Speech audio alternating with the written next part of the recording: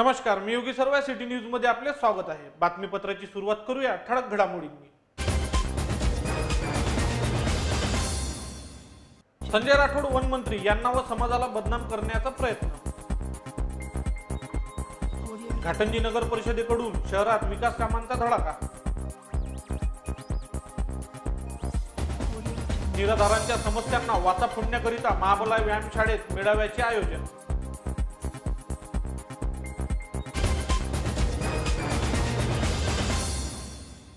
Sanjay Rathod one मंत्री यांना व समाजाला बदनाम करण्याचा प्रयत्न। सध्या संपूर्ण महाराष्ट्रात गाजत असलेल्या पूजा चव्हाण मृत्यू प्रकरणात राज्याचे वनमंत्री संजय राठोड यांच्या विरुद्ध कार्यवाही करण्याची मागणी विरोधी पक्ष नेते देवेंद्र फडणवीस यांनी केली असून राज्य सरकार संजय राठोड यांना पाठीशी घालत असल्याचा आरोप केला आहे। कुठलीही शहानिशा न करता केवळ राजकीय सूडभावनेने राठोड यांना बदनाम करण्याचा प्रयत्न केला जात असून यामुळे बंजारा समाजाची नाक बदनामी होऊन बंजारा नेतृत्वाला राजकीय क्षेत्रातून संपविण्याचा डाव भारतीय जनता पार्टीद्वारे होत असल्याचा आरोप येथील शिवसेनेचे सुधीर राठोड यांनी केला आहे। टीसीएनचा हा वृत्तांत। पूजा चव्हाण या आमच्या बंजारा समाजाच्या भगिनीच्या मृत्यू प्रकरणी चर्चा सुरू असून याबाबत अनेक वृत्तवाहिनी तसेच मीडियाच्या माध्यमातून चर्चेला उधाण आलाय। या प्रकरणी कुठलीही शहानिशा न करता विरोधी पक्षांनी बंजारा समाजाचे नेते माननीय नामदार संजय राठोड यांच्या भोवती संशयाचं वातावरण निर्माण करण्याचा प्रयत्न सुरू केला आहे। त्यांच्या भोवती संशयाचं एक वलय निर्माण करण्याचा जो केविलवाना प्रयत्न सध्या विरोधी पक्षांनी मीडियाच्या माध्यमातून सुरू केला आहे। पूजा चव्हाण या आमच्या बंजारा समाजाच्या भगिनीला न्याय मिळालाच पाहिजे ही संपूर्ण बंजारा समाजाची नव्हे तर संपूर्ण महाराष्ट्रातील जनतेची इच्छा आहे। परंतु समाजाला समाजाशी लढवून समाज संपविण्याचा प्रयत्न सध्या विरोधी पक्षांनी सुरू केला आहे।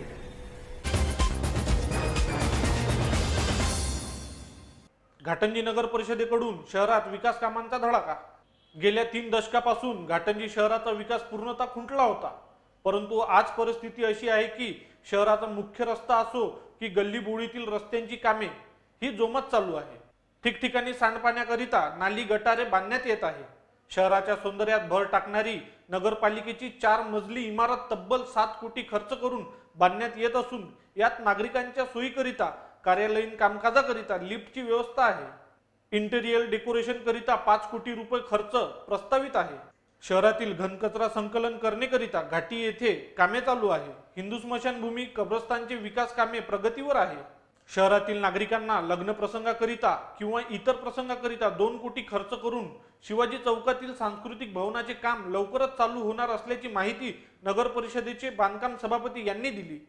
घाटी येथे सुद्धा स्मशानभूमी सौंदर्यकरणाचे भूमिपूजन नगरपालिकेचे उपनगराध्यक्ष शैलेश ठाकूर व बांधकाम सभापती विक्रम ठाकूर यांच्या हस्ते संपन्न झाले। तसेच तहसील कार्यालयामागील भुरगाटे लेआउट मधील सिमेंट रस्त्याचे भूमिपूजन नगराध्यक्षा सौ नयना ठाकूर, सभापती सुमित्रा मोटघरे तथा नगरसेविका यांच्या हस्ते संपन्न झाले। टीसीएनचा हा वृत्तांत।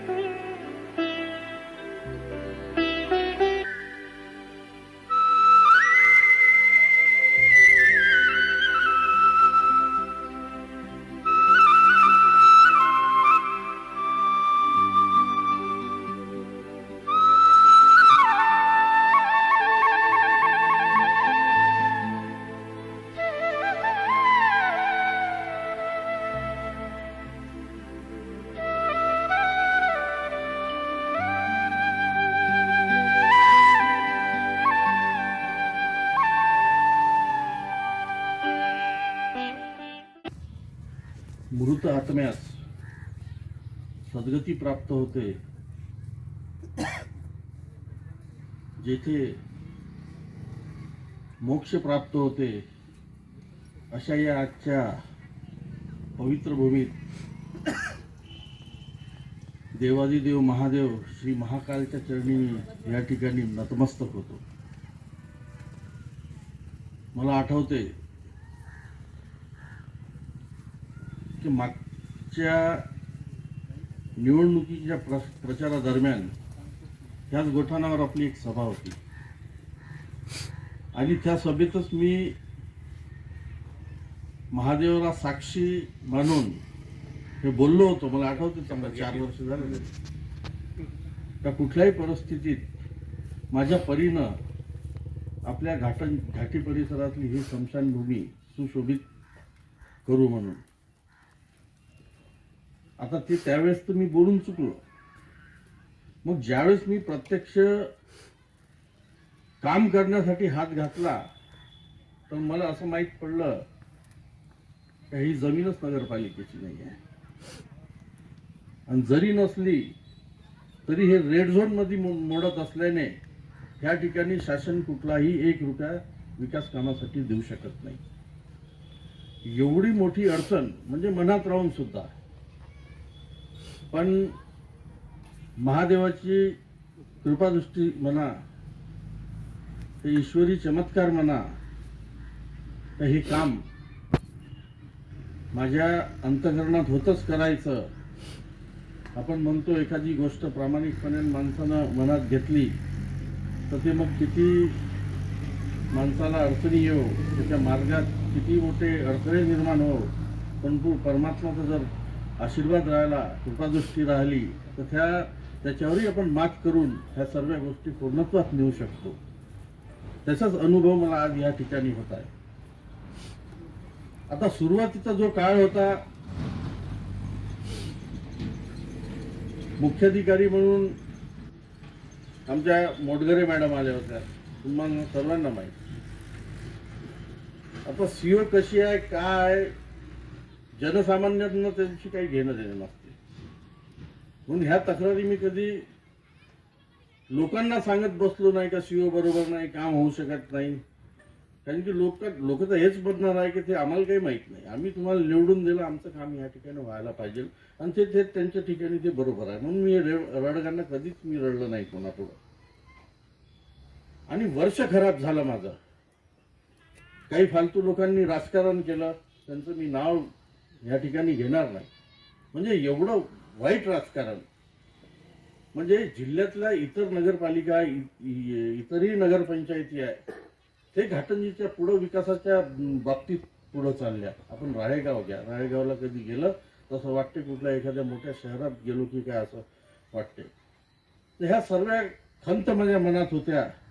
आणि काळ बदलला, राज्यातलं सरकार नवीन आलं, जे आता हा बोलला नरेश काड्या घालणारे हे संपुष्टात आले. म्हणजे फार आणि सत्ता बदल झाला राज्यात. माझे मित्र संजय राठोड हे जिल्ह्याचे पालकमंत्री झाले आणि हे सर्व होत असताना पुन्हा एक संकट येऊन ठाकलं, ते होतं कोरोनाचं. आज 7-8-9 महिने मध्ये त्याच्यात गेले. म्हणजे मला जो कार्यकाळ मिळाला 5 वर्षाचा आपण दिला, आपल्या आशीर्वादाने मला तिथं काम करण्याची संधी दिली, त्या 5 वर्षात फक्त मला 3 वर्ष मला मिळाले. आणि तुम्हाला सांगतो तरी पण त्याची मी कधी पर्वा केली नाही. कारण की 1993 पासून या नगरपालिकेचा सभासद म्हणून मी या ठिकाणी कार्यरत आहे. नगरपालिकेच्या कायद्याचा थोडाफार अभ्यास मला आहे. म्हणजे एखादा कर्मचारी किंवा एखादा सीओ, एखादा इंजिनियर माझी दिशाभूल 100% त्या ठिकाणी करू शकत नाही. आज मी तुम्हाला एक अभिमानानं सांगतो, 40 वर्षाचा रेकॉर्ड आम्ही विकास कामाच्या बाबतीत मोडला आहे. म्हणजे स्वाभिमानानं सांगावं असं वाटतं. मी त्यावेळेसही सांगितलं, आजही मी त्या बोलण्यावर कायम आहे का ज्या ठिकाणी गल्ली आहे त्या ठिकाणी सिमेंटचे रोड आणि डांबरीकरणाचे रस्ते आम्ही देऊ. आज मला आनंद होत आहे. तुम्ही बेगर वस्तीत आहात, बेगर वस्तीत एवढे चांगले रस्ते आहे का पायाला तिथल्या कुटुंबातला कोणताही माणूस असो, तिथला नागरिक असो, त्याच्या पायाला माती लागणार नाही असे रस्ते आम्ही त्या ठिकाणी आपण बनवलेले आहे. आपल्या ह्या परिसरातही, आपण घाटीच्या परिसरातही अनेक हे 2 महत्वाचे जे रस्ते होते हे डांबरीकरण आपण केलेलं आहे.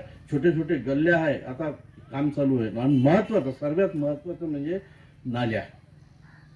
टेंडर झाले जवळपास. काल सीओ साहेबांनी कालच्या सभेमध्ये माहिती दिली, जवळपास 1 कोटी रुपयाच्या नाल्या आपण मंजूर केलेल्या झाल्या आहे. त्याचे टेंडर झालेले आहे प्रत्यक्षात. जसं आता नमुलवार साहेबांच्या घराकडली नाली आहे, सभापुरे काकांनी सूचना केल्या होत्या, तुम्ही त्यांना टेंडर झाले म्हणूनही दाखवले.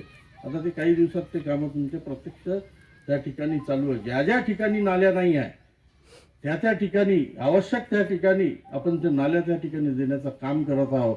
आणि ज्या ज्या ठिकाणी रस्ते नाही आहे, आता इथून गेल्यानंतर तहसीलच्या मागे घोरघाटे लेआउटमध्ये ते आपला संतोष साखरकरनं जो घर बांधला आहे नवीन, त्याच्या घरापासून तर सरळ बेगर वस्तीपर्यंत आपण कॉन्क्रीट रोड दिला. एक परिस्थिती अशी होती का तहसीलपासून त्या घोरघाटे लेआउटमध्ये जाण्यासाठी एवढी परिस्थिती बेकार होती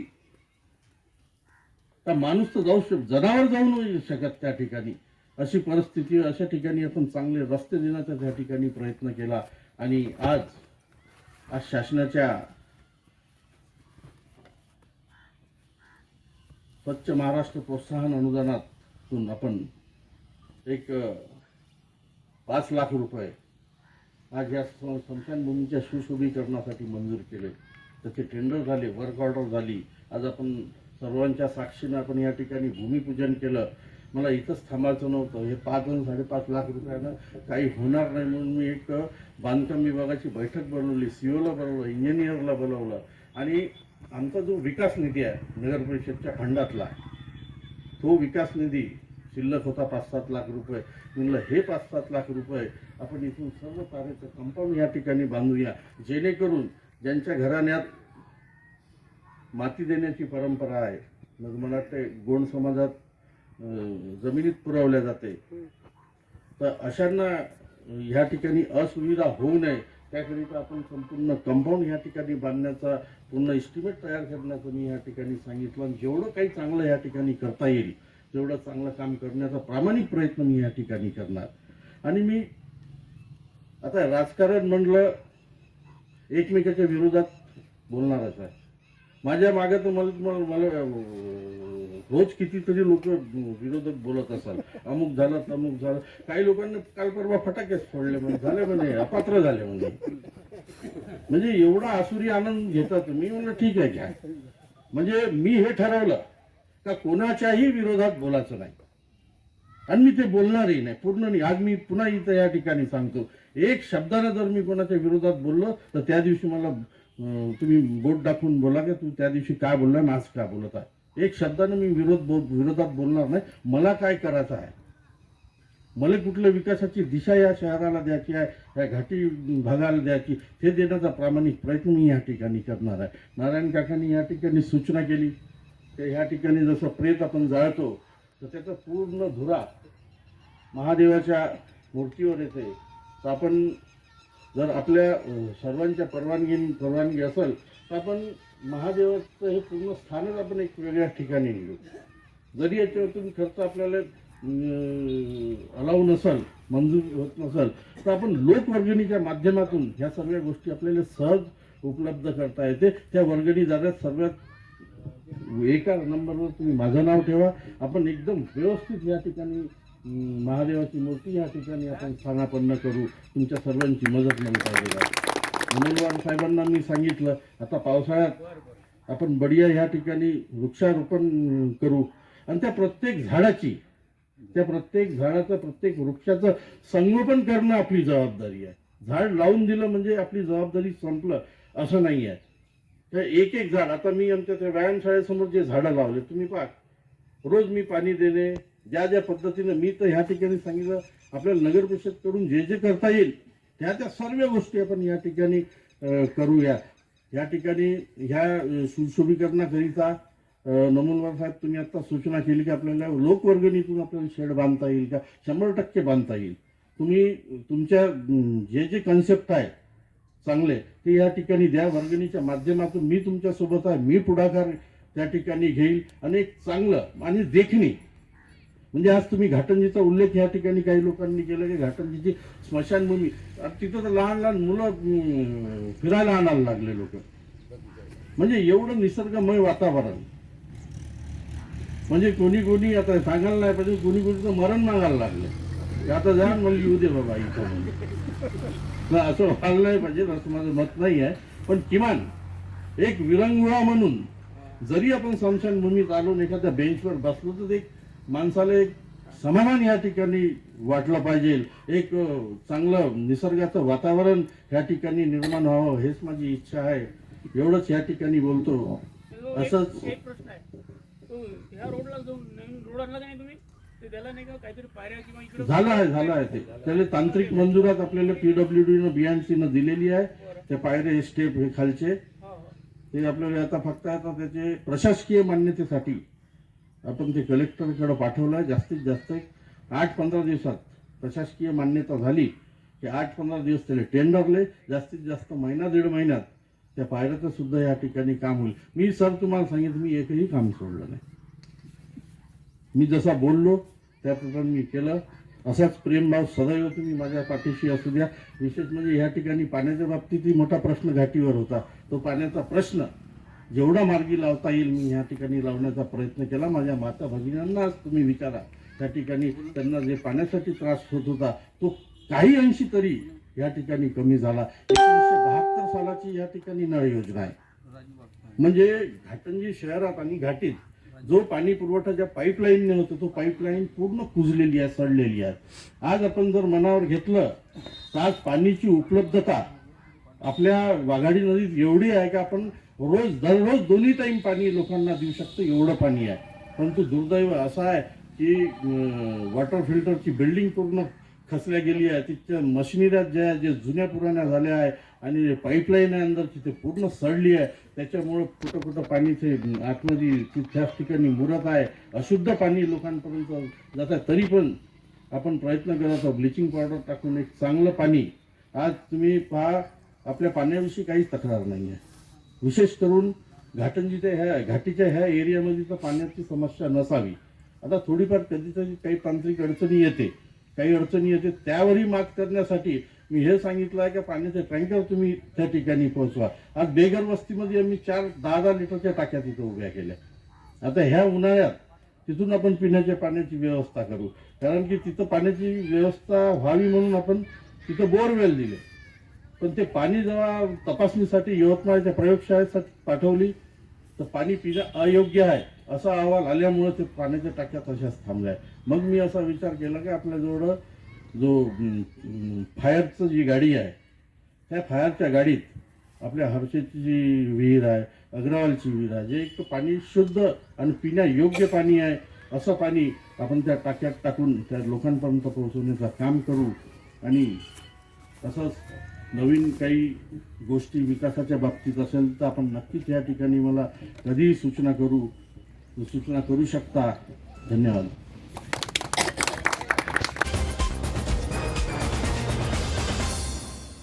निराधारांच्या समस्यांना वाचा फोडण्याकरिता महाबला व्यायामशाळेत मेळाव्याचे आयोजन.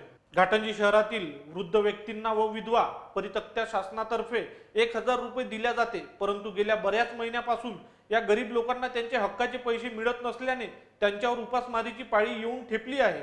तहसील कार्यालयात या निराधार गरजू लोकांना चांगली वागणूक दिल्या जात नाही.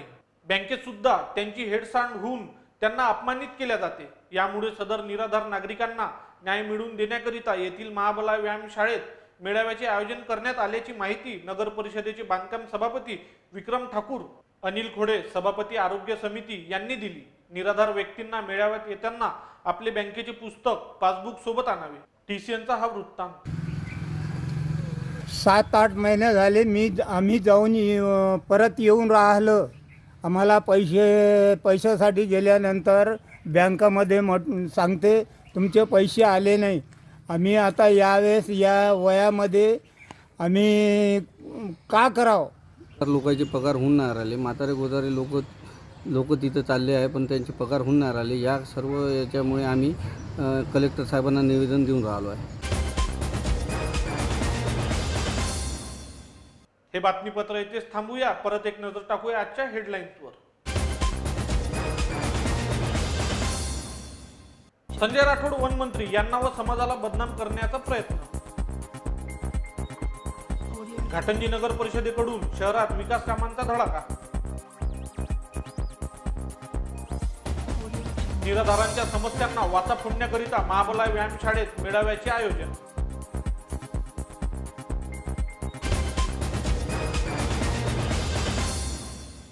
आमचे न्यूज चॅनल पाहण्याकरिता युट्यूबवर टीसी न्यूज घाटंजी टाईप करा व आपणास आमचे चॅनलवरील बातमीपत्र आवडत असेल तर कृपया त्याला सबस्क्राईब करून बेल आयकॉनवर क्लिक करा. वेळ झाली आपली रजा घेण्याची. आपल्याला काही सुचवायचे असेल तर आमचा पत्ता टीसी न्यूज कार्यालय महाबला व्यायामशाळा नुरसेवाड घाटंजी. आमचा फोन नंबर 07230277477. अचूक सडेतोड आणि निर्भीड बातम्यांसाठी बघत राहा घाटंजीचे एकमेव चॅनल, फक्त टीसी न्यूज चॅनल. धन्यवाद.